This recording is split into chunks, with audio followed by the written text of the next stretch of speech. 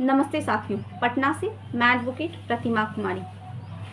आज इस वीडियो में यह बात करेंगे जो क्रिमिनल स्टेज होता है उसके क्या क्या स्टेज होते हैं और कोर्ट में कैसे वर्क होता है क्रिमिनल स्टेज पे। तो शुरू करते हैं। देखिए, अगर कोई भी क्रिमिनल केस है तो कैसे वर्क होगा। सबसे पहले क्या होगा, एक ऑफेंस होगा। ऑफेंस क्या होता है? ऑफेंस का मतलब होता है any act and omission which is punishable by the law. कहने का मतलब यह है कि कोई ऐसा अपराध आप करते हो या फिर कोई ऐसा कार्य आप नहीं करते हो जो हमारे BNS भारतीय न्याय संहिता में उसे पनिशेबल बताया है और उसके लिए सज़ा का प्रावधान दिया गया है। अब मान लीजिए कोई कार्य में क्या आपका कार्य है कि आप, अगर आप नर्स हो तो आपका कार्य है कि अपने जो भी आपका पेशेंट है उसको टाइम से आप मेडिसिन या जो भी उसको देना है, प्रोवाइड करना है, वो आप दोगे। अगर आप नहीं करते तो आपने एक अपराध कर दिया है। ये आपका ड्यूटी था कि आप वो काम करो, लेकिन आपने वो काम नहीं किया, ओमिशन नहीं किया, लेकिन तब आपने एक क्राइम कमिट कर दिया। और एक्ट का मतलब आप तो जानते ही होंगे कि एक्ट का मतलब आप कोई ऐसा कार्य करते हो जो कि पनिशेबल है। ठीक है, अब बात करते हैं जो ऑफेंस होते हैं वो कितने टाइप के होते हैं। तो ऑफेंस दो टाइप के होते हैं, एक होता है कॉग्निजेबल और एक होता है नॉन कॉग्निजेबल। तो जो कॉग्निजेबल ऑफेंस क्या होता है भाई? कॉग्निजेबल ऑफेंस क्या होता है? कॉग्निजेबल ऑफेंस का मतलब होता है संज्ञेय अपराध। देखिए, संज्ञेय अपराध वैसे मामलों को माना जाता है जो कि मतलब संज्ञेय हो, मतलब बहुत ही आप जब देखते हो कि अरे किसी का मर्डर हो गया, उसके घर में ना डकैती हो गई, चोरी हो गई, चोरी तो ऐसा छोटा है, डकैती हो गई, रॉबरी हो गई, तो ये एक संज्ञेय अपराध है। ठीक है, और अपराध तो चोरी भी होता है, लेकिन एक जो थोड़ा सा उसका जो फॉर्म होता है वो थोड़ा बड़ा होता है, बिग। मर्डर, रेप कमिट हो रहा है। ठीक है, तो ये सब इस तरीके जो ऑफेंस होंगे वो संज्ञेय अपराध में। अब नॉन कॉग्निजेबल ऑफेंस क्या होता है? नॉन कॉग्निजेबल ऑफेंस का मतलब होता है जो असंज्ञेय अपराध, मतलब ऐसे छोटे मोटे कोई किसी का पॉकेट मार लिया, तो कोई भी छोटा मोटा रोड पे चलते चलते कोई आपको ढकेल दे रहा है या फिर एक थप्पड़ आपको मार दे रहा है, तो ये सब छोटे मोटे अपराध हैं। और छोटे मोटे गाली गलौज, अगर आप किसी को गाली देते हो तो वो भी अपराध है। तो ये सब छोटे मोटे अपराध माने जाते हैं। तो छोटे मोटे अपराध को हम जैसे पिटी ऑफेंस भी बोलते हैं। पिटी ऑफेंस ये हो गया आपका फर्स्ट स्टेज। कि सबसे पहले क्या ज़रूरी है? सबसे पहले कोई भी क्राइम होगा तभी तो कोई स्टेज चलेगा। क्रिमिनल स्टेज कैसे चलेगा? उसके लिए सबसे पहले क्राइम होना ज़रूरी है, मतलब ऑफेंस। देखिए, क्राइम में बहुत कुछ आ जाता है, लेकिन ऑफेंस जो होता है वो लिमिटेड होता है। आप भारतीय न्याय संहिता जो कि और अदर लॉ में जो पनिशेबल बताया गया उसे हम ऑफेंस कहते हैं। क्राइम का जो सेंस है ना वो ब्रॉडर है, ऑफेंस उसका एक छोटा सा ही पार्ट है। अब बात करते हैं कि ये तो हो गया। अब क्या होगा? कोई क्राइम होता है तो हम लोग क्या करते हैं? FIR,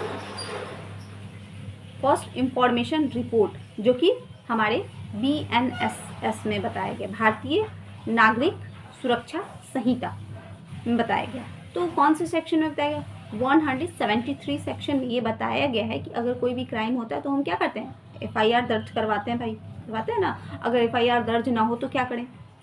आप SP को लेटर भेजोगे, रिटर्न एप्लीकेशन। ठीक, अगर वहाँ से भी आपको लग रहा है कि मेरा काम नहीं बन रहा है तो आप मजिस्ट्रेट के पास कंप्लेन दर्ज करोगे कि हाँ, पुलिस वाले मेरी बात नहीं सुन रहे हैं और हम अब कोर्ट आए हैं। सबसे पहले FIR, अगर कॉग्निजेबल केस है तो उसमें FIR दर्ज, फिर मजिस्ट्रेट जो होते हैं वो डायरेक्शन देंगे कि आप इसमें FIR दर्ज कीजिए और उस पर काम कीजिए, इन्वेस्टिगेशन कीजिए। तो ये प्रोसेस चलता है ऐसे। कभी कभी क्या होता है कि पुलिस वाले को नॉन कॉग्निजेबल ऑफेंस का इंफॉर्मेशन मिलता है तो वो NCR रिपोर्ट बना के कोर्ट में सबमिट कर देते हैं कि ये नॉन कॉग्निजेबल ऑफेंस है, वो उस पर कंप्लेन दर्ज हो जाए और पुलिस जो होते हैं वही कंप्लेनेंट बन जाते हैं अगर उन्हें कोई ऐसा इंफॉर्मेशन मिलता है जो कि नॉन कॉग्निजेबल, मतलब असंज्ञेय अपराध, जो कि उतना सीरियस इन नेचर नहीं है। कुछ लोगों के माइंड में ये क्वेश्चन आ रहा हो, क्या हम डायरेक्ट सुप्रिटेंडेंट ऑफ पुलिस को रिटर्न कंप्लेन दे सकते हैं? नहीं, सबसे पहले आप पुलिस स्टेशन जाइए, वहाँ पे FIR रजिस्टर करवाइए। उसके बाद अगर आपको लगता है कि वो लोग काम नहीं कर रहे हैं, आपकी FIR दर्ज नहीं कर रहे हैं, आपको बोले कि हम नहीं करेंगे दर्ज या फिर कुछ भी ऐसा, आप चाहे तो 0 FIR रजिस्टर भी करवा सकते हो। ठीक है, अब आप FIR रजिस्टर्ड भी, इसका मतलब क्या होता है कि पुलिस वाले क्या ग्राउंड लेते हैं कि मेरा ये जुरिडिक्शन नहीं है और हम यहाँ पे FIR दर्ज नहीं करेंगे, यही ना कहते हैं कि मेरा ये जुरिडिक्शन नहीं। बट 0 FIR का मतलब ये होता है कि आप कहीं भी FIR दर्ज करवा सकते हो ऑल ओवर इंडिया में, कोई भी पुलिस स्टेशन में। ये मैटर नहीं करता कि आपका क्राइम कहाँ हुआ है, वो FIR दर्ज करेंगे, उनका ये ड्यूटी है और ये मैंडेटरी ड्यूटी है। तो हम यह बात कर रहे थे कि सबसे पहले आप FIR दर्ज करवाइए, उसके बाद ही सुपरिटेंडेंट ऑफ पुलिस को आप रिटर्न एप्लीकेशन दीजिए, फिर उसके बाद आप कोर्ट में आइए, मजिस्ट्रेट के पास अपना कंप्लेंट फाइल कीजिए।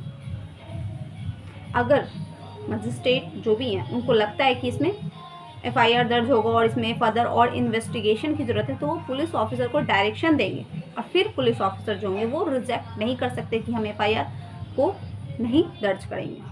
देखिए यहाँ पे मैं एक और बात बताना चाहूँगी, जो पुलिस होते हैं वो FIR तो लिख सकते हैं बट FIR को कभी भी क्वेश्चन नहीं कर सकते, मतलब उसे लिख लिए और उनके पास ये पावर नहीं होता है कि उस FIR को क्वेश्चन करें। ये पावर होता है आपके पास हाई कोर्ट के पास।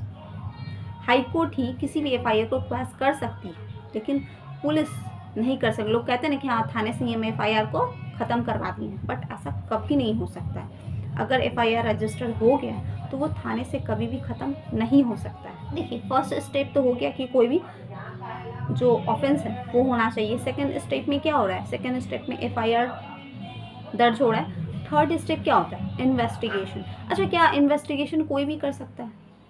हाँ कोई भी कर सकता है, लेकिन ऑथराइज्ड बाय मजिस्ट्रेट होना चाहिए, मतलब मजिस्ट्रेट उन्हें ऑथराइज करें कि हाँ आप इस केस में आप इन्वेस्टिगेशन कीजिए, तभी आप इन्वेस्टिगेशन कर सकते हैं। आप खुद से किसी केस का इन्वेस्टिगेशन नहीं कर सकते हो, उसके लिए आपको मजिस्ट्रेट आपको ऑथराइज करेंगे, तब आप किसी भी केस में इन्वेस्टिगेशन कर सकते हो। ऐसे इन्वेस्टिगेशन पुलिस ही करती है। क्या मजिस्ट्रेट इन्वेस्टिगेशन कर सकते हैं? तो नहीं, जो मजिस्ट्रेट होते हैं वो कभी भी इन्वेस्टिगेशन नहीं करते, वो इंक्वायरी करते हैं। हाँ लेकिन पुलिस वाले को फर्दर इन्वेस्टिगेशन के लिए वो डायरेक्शन दे सकते हैं कि और इसमें आप एविडेंस कलेक्ट कीजिए और इन्वेस्टिगेशन कीजिए। अच्छा इन्वेस्टिगेशन होता क्या है? इन्वेस्टिगेशन का मतलब होता है कि एविडेंस कलेक्ट करना। आप एविडेंस कलेक्ट करोगे, स्पॉट वेरिफिकेशन करोगे, स्पॉट पे जाओगे, जो विटनेस हैं उनका एग्जामिनेशन करोगे, उनका स्टेटमेंट रिकॉर्ड करोगे, आप एक्यूज्ड का जो स्टेटमेंट है वो रिकॉर्ड करोगे, आप जो भी एक्यूज है उसको नोटिस भेजोगे कि आप यहाँ पे आइए, 41A CRPC का आप उन्हें नोटिस भेजोगे। यहाँ पे मैं आप लोगों को 2 केस लॉ बताना चाहूँगी। Arnesh Kumar versus state of Bihar 2014 का ये केस है, इस पर मैंने शॉर्ट वीडियो बनाया, आप वो जाकर देख सकते। और केस है Satyendra Kumar until versus CBI 2022 का केस है, ये भी बहुत ही इंपॉर्टेंट है, आप इसे भी देख सकते हो मेरे शॉर्ट वीडियो में। अब बात करते हैं अरेस्ट। देखिए अरेस्ट जो पुलिस ऑफिसर होती है ना, वो अरेस्ट एक विदाउट वारंट भी कर सकती है और एक विथ वारंट करती है। जो अच्छा विदाउट वारंट जो अरेस्ट करती है पुलिस, वो किस केस में कर सकती है? तो उसके लिए कॉग्निजेबल ऑफेंस होना चाहिए। अब बात करते हैं कि जब पुलिस किसी को अरेस्ट करेगी तो क्या होगा, वो मजिस्ट्रेट के पास जाके उस व्यक्ति को पेश करेगी विदिन 24 आवर। ठीक है, विदिन 24 आवर वो मजिस्ट्रेट के पास उस व्यक्ति जो भी एक्यूज्ड होगा उसको पेश करेगी। अगर बेलेबल ऑफेंस होता है तो पुलिस थाने से ही बेल दे सकती है। सेक्शन 478 BNSS भारतीय नागरिक सुरक्षा संहिता में सेक्शन 478 के तहत जो बेलेबल ऑफेंस होते हैं उसमें पुलिस थाने से बेल देती है। लेकिन हाँ जो नॉन बेलेबल ऑफेंस होते हैं उसमें पुलिस 24 घंटे के अंदर मजिस्ट्रेट के पास पेश करेगी। हाँ लेकिन इसमें एक और बात इम्पॉर्टेंट है, ये है कि 24 घंटे का मतलब ये होता है कि जो उनका जो ट्रैवलिंग का जो टाइम लगता है ना, उसको वो एक्सक्लूड करती है, उसको इंक्लूड नहीं करती है। ठीक है, अब बात करते हैं कि रिमांड क्या होता है। रिमांड क्या होता है? रिमांड का मतलब होता है कि या तो वो जुडिशियल रिमांड होगा या तो फिर पुलिस रिमांड होगा। अब देखिए जुडिशियल रिमांड क्या होता है। देखिए जुडिशियल रिमांड जो होता है वो 60 से 90 दिन तक का ही होता है, 60 से 90 दिन का जुडिशियल रिमांड होता है। और पुलिस कस्टडी जो होती है, ठीक है, जो पुलिस कस्टडी होती है वो कितने दिन तक हो सकती है? जो पुलिस कस्टडी होती है वो मात्र 15 डेज़ के लिए ही हो सकती है। अगर कोई भी पुलिस है उसको लग रहा है कि हमें एक्यूज से कोई भी सवाल पूछना है या फिर उसके कोई भी उससे इन्वेस्टिगेशन में तो एक्यूज से कुछ ये स्टेटमेंट तो लेना होता है ना कि हाँ तुमने क्या क्राइम किया, कैसे किया, कुछ भी जो भी है उनका, तो उसके लिए उनके पास 15 दिन का ही समय होता है। वो 15 दिन ही अपने कस्टडी में रख सकती है। बाकी जो भी एक्यूज्ड होते हैं वो कहाँ चले जाते हैं, वो चले जाते हैं जेल जिसे हम कहते हैं, और उसे हम जुडिशियल कस्टडी कहते हैं। 60 से 90 दिन का रहता है। अगर 60 से 90 दिन में पुलिस चार्जशीट सबमिट नहीं करती है तो उनके पास डिफ़ॉल्ट बेल का राइट होता है। अच्छा, जैसे मान लीजिए पुलिस है, वो मजिस्ट्रेट के पास, कोई भी जो एक्यूज होता है वो सबसे पहले किसके पास जाता है, सबसे पहले वो जो एक्यूज है वो मजिस्ट्रेट के सामने केस होता है। मजिस्ट्रेट को लगता है ये जो केस है वो किसके द्वारा ट्रायल बाई है, तो ये कोर्ट ऑफ सेशन के द्वारा ट्रायल है, तो वो कमिट कर देती है केस को। सेक्शन 232 में जो मजिस्ट्रेट होते हैं वो केस को कमिट कर देते हैं बाय कोर्ट ऑफ सेशन। अब बात करते हैं कि प्री अरेस्ट बेल होता है एक, और एक जो एक्यूज्ड है वो कस्टडी में रहता है उस टाइम बेल होता है। देखिए, जो प्री अरेस्ट बेल होता है ना उसे हम एंटीसिपेटरी बेल कहते हैं। वो सेक्शन BNSS भारतीय नागरिक सुरक्षा संहिता के सेक्शन 482 में बताया गया है एंटीसिपेटरी बेल के बारे में। और एंटीसिपेटरी बेल जो होता है ना वो आप सेशन कोर्ट से ले सकते हो और हाई कोर्ट से ले सकते हो। अगर सेशन कोर्ट आपका बेल रिजेक्ट कर देती है तो आप हाई कोर्ट के पास भी जाकर अपना बेल ले सकते हो। अब बात करते हैं रेगुलर बेल क्या होता है। तो वही, अगर जो एक्यूज है वो कस्टडी में है, मतलब जुडिशियल कस्टडी में है या फिर पुलिस कस्टडी में है, तो अब हम रेगुलर बेल के लिए फाइल करते हैं। BNSS भारतीय नागरिक सुरक्षा संहिता का जो सेक्शन है 480 में बताया गया है। अगर कोई एक्यूज जो है वो एंटीसिपेटरी बेल के लिए एप्लीकेशन फाइल कर रहा है या फिर रेगुलर बेल के लिए एप्लीकेशन फाइल कर, जो विक्टिम है क्या उसे ऑब्जेक्ट कर सकती है कि हाँ इस बेल को ना दिया जाए, इस बेल को कैंसिल कर दिया जाए, तो हाँ वो कर सकती है। सेक्शन 483 का क्लॉज जो 3 है उसमें वो जो विक्टिम है वो इसके लिए एप्लीकेशन फाइल कर सकती है। अगर कोर्ट को ये लगता है कि इसे बेल ना दिया जाए या इसका बेल कैंसिल कर दिया जाए तो उसे बेल ग्रांट नहीं करेगी और उसका बेल को भी कैंसिल कर सकती है कोर्ट। देखिए, अगर जो भी कोर्ट होती है ना, अगर किसी एक्यूज को बेल देती है तो अगर एंटीसिपेटरी बेल दे रही है या फिर अगर उसे रेगुलर बेल मिल रहा है और वो कॉग्निजेबल ऑफेंस, तो कुछ वो जो कहती है कि आप उसका कुछ ग्राउंड होता है कि आप विक्टिम से नहीं मिलोगे, आप कोई एविडेंस को टैम्पर नहीं करोगे, आप कहीं बाहर नहीं जाओगे, इंडिया छोड़कर कहीं भी नहीं जाओगे, और उसका पासपोर्ट या वीज़ा होता है वो जब्त भी कर लिया जाता है। कोई केस में इसका पासपोर्ट और वीज़ा भी जब्त कर लिया जाता है और विक्टिम से नहीं मिलना होता है और उसका जो कोई भी एविडेंस को टैम्पर नहीं करना होता है। अगर कोई जो एक्यूज होता है वो विक्टिम को धमकाने के लिए फिर से पहुंच जाते हैं तो जो विक्टिम होती है वो उनके कैंसिलेशन ऑफ द बेल के लिए एप्लीकेशन लगा सकती है। अगर वो कैंसिलेशन ऑफ द बेल का एप्लीकेशन लगा रही है तो उसके लिए वैलिड रीज़न होना चाहिए उसके पास। ऐसे नहीं कि हाँ लगा दी, नहीं इसको बेल मत दो, उसके लिए वैलिड रीज़न कि आप क्यों कैंसिलेशन ऑफ द बेल का एप्लीकेशन लगा रही हैं, आपको ग्राउंड बताना होगा कोर्ट को। इसके लिए 2 इम्पॉर्टेंट केस लॉ है, मैं आप लोग को बता देती हूँ। आप लोग इसके बारे में खुद से देख लीजिएगा, पढ़ लीजिएगा और सर्च भी कर लीजिएगा। कुछ तो आप लोग भी थोड़ा काम करो, ठीक है। लेकिन ऐसे मैं भी आप लोग को बता दूंगी, लेकिन मैं अभी फ़िलहाल इसका नाम आपको बता देती हूँ।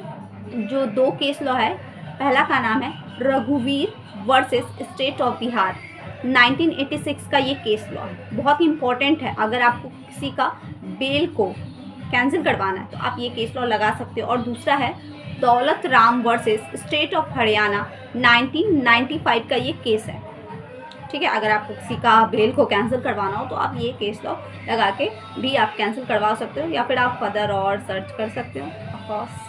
तो नेक्स्ट वीडियो में देखते हैं कि इसके आगे का क्या प्रोसेस है। अगर कोई भी इन्वेस्टिगेशन कंप्लीट हो जाता है तो उसके आगे का प्रोसेस क्या होता है कोर्ट का, तो वो हम नेक्स्ट वीडियो में देखेंगे। आज के लिए इतना ही, धन्यवाद। और सब्सक्राइब कर दीजिए मेरे चैनल को अगर आप इस तरीके के और भी फर्दर वीडियो को देखना चाहते हैं तो।